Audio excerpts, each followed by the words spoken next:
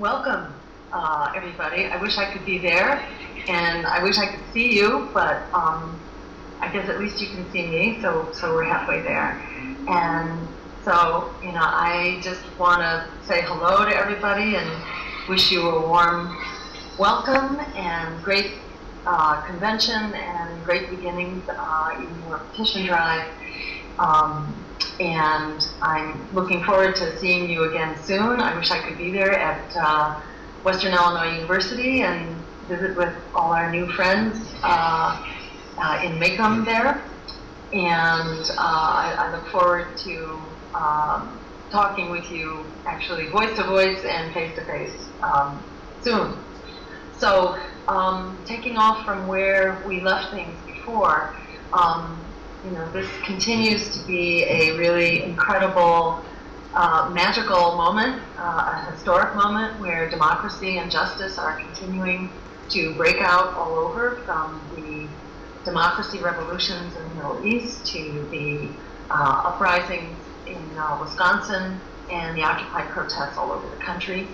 And at a time when people are peeling away from the establishment parties in record numbers, this really is a perfect storm for taking back the promise of our democracy and the peaceful, just, green future that is within our reach.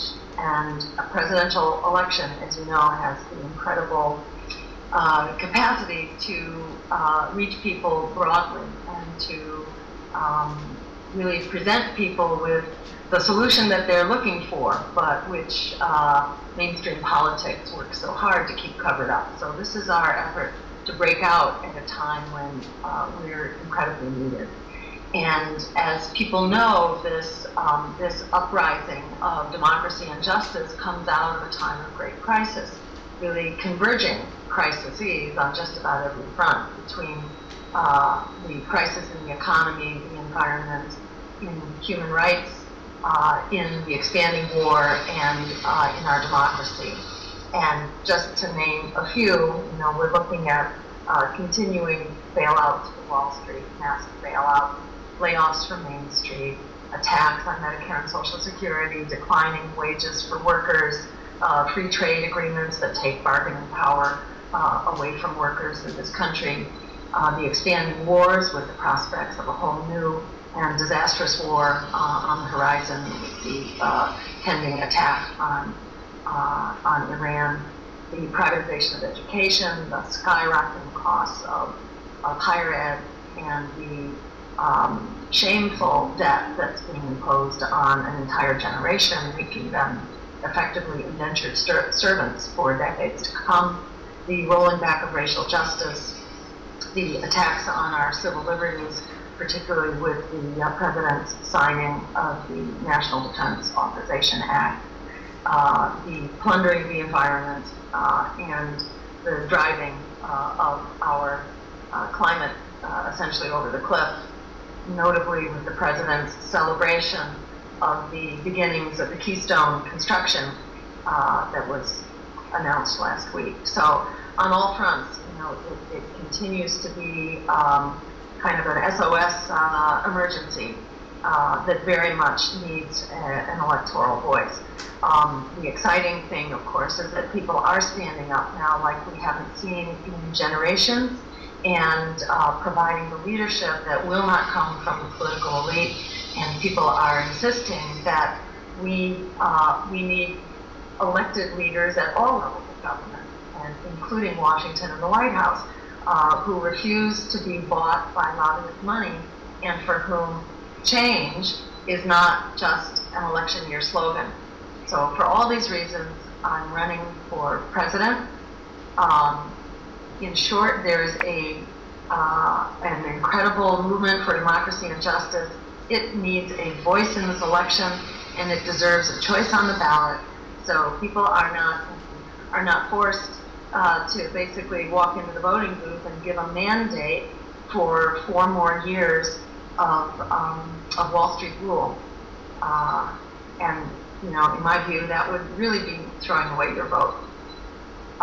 As we're so well aware, there is a fear campaign out there telling people, progressives, and people of conscience, citizens who are not asleep at the wheel, telling them, be quiet, you can't afford to vote your values, you've got to vote your fears.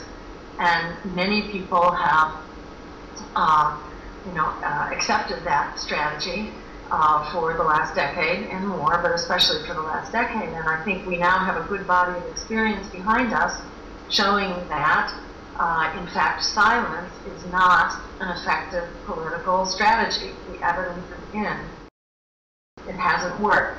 The politics of fear has brought us everything that we were afraid of: the expanding war, the meltdown of the climate, the unraveling of the economy, you name it. Silence has allowed that to happen. Instead of fear and silence, what democracy needs is vision and values and voices, exactly the opposite of fear and silence. And effectively, democracy needs a moral compass, which we provide by bringing public interest values to it.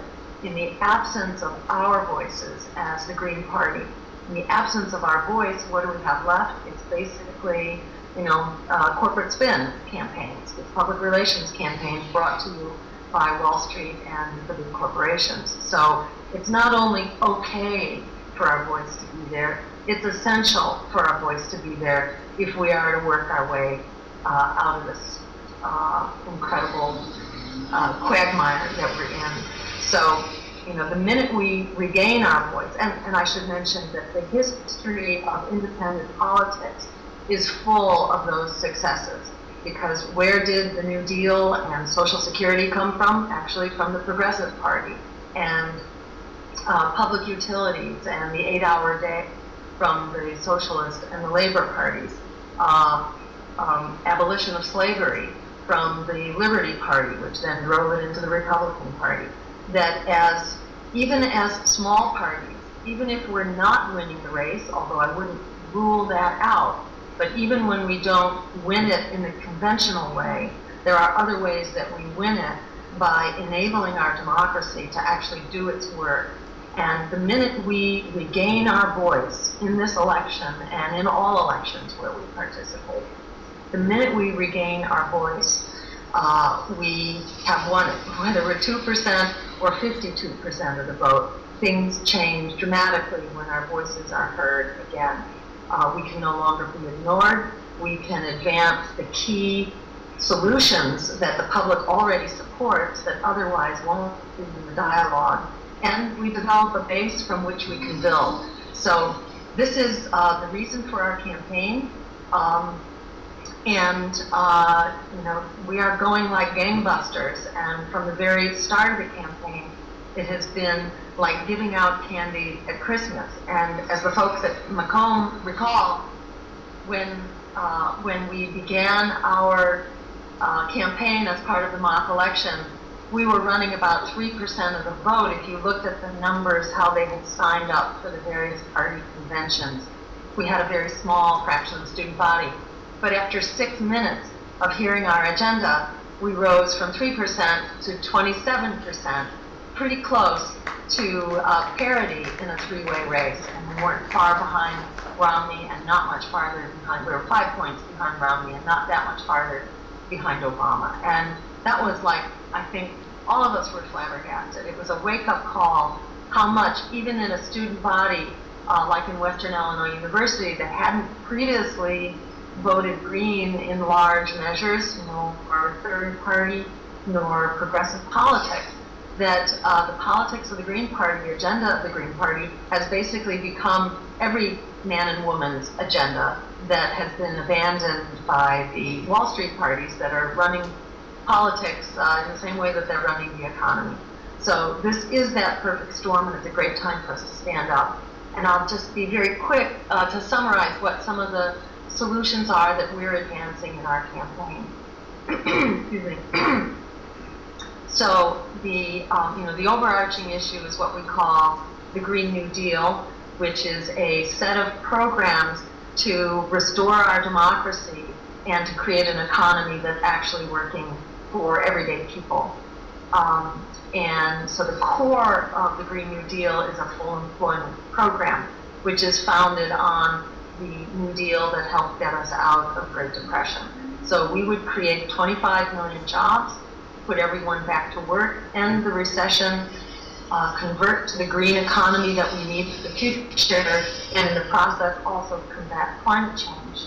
And because we would be moving to a green economy that doesn't require fossil fuels, it would make wars for oil obsolete. That would, of course, bring an enormous amount of dollars back into the economy, as well as bringing our servicemen and women back home excuse me, as well. So this is a win-win, which is begging to happen. We also, as part of the Green New Deal, support as well an economic bill of rights. And that includes, for example, healthcare as a human right through a Medicare for all system that provides comprehensive quality care to everyone at the same time that it restores your autonomy, your control over your health and your healthcare decisions, so that it's in your hands, not in the hands of a excuse me, a corporate profiteering CEO from a health insurance company. And this isn't something that costs us; it actually saves us money, said to be trillions of dollars over the course of the next decade. And then to quickly mention a few other highlights of our agenda. We'll bring the troops home from Afghanistan and Iraq, where they still are.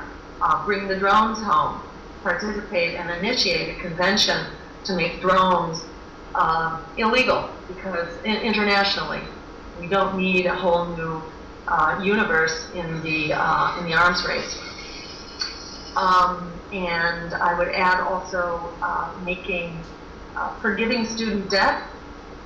We managed to forgive banks their debt, and they caused the problem, which is much bigger. We can find a way to forgive student debt and to make public higher education free, as it should be, and which is enormously profitable. It's an investment, but it returns the dollars many times over, and there's evidence of that from the GI Bill.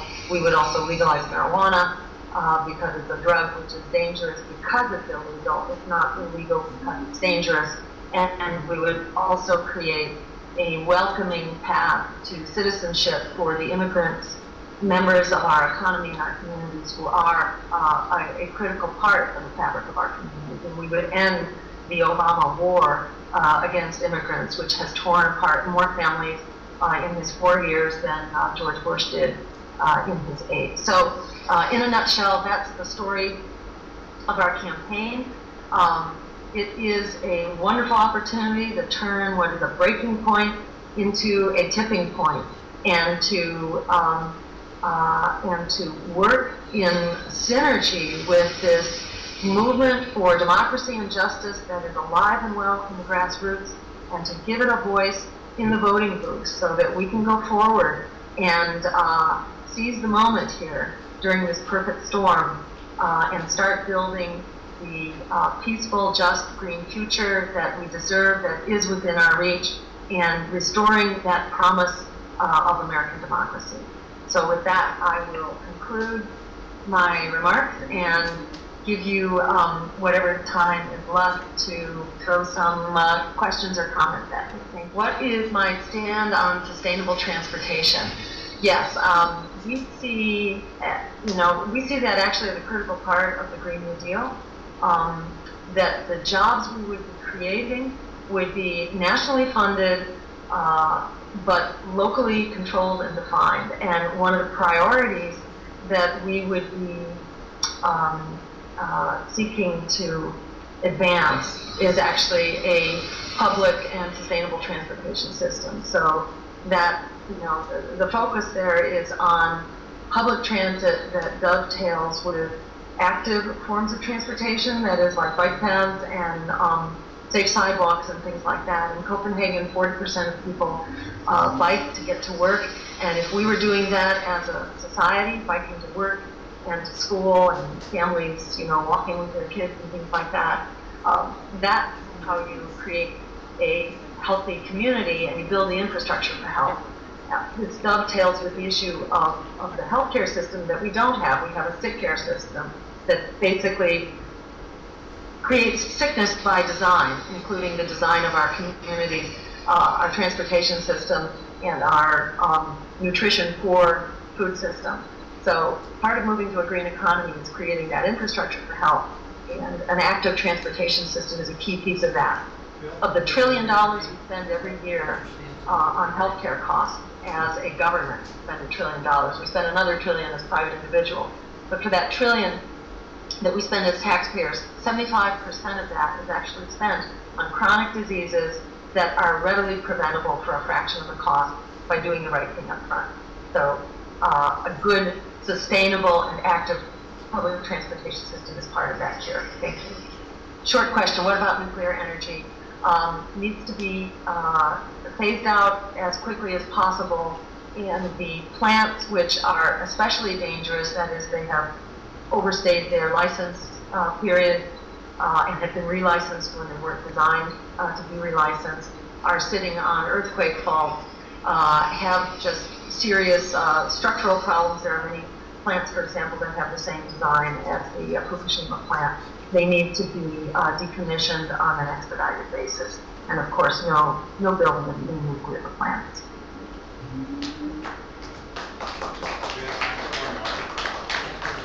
Okay, out of time on your end. Thank you so much, and I hope to be seeing you soon. Good luck in all your work, and particularly getting out there with those petitions. Thank you so much for all your work. Take care.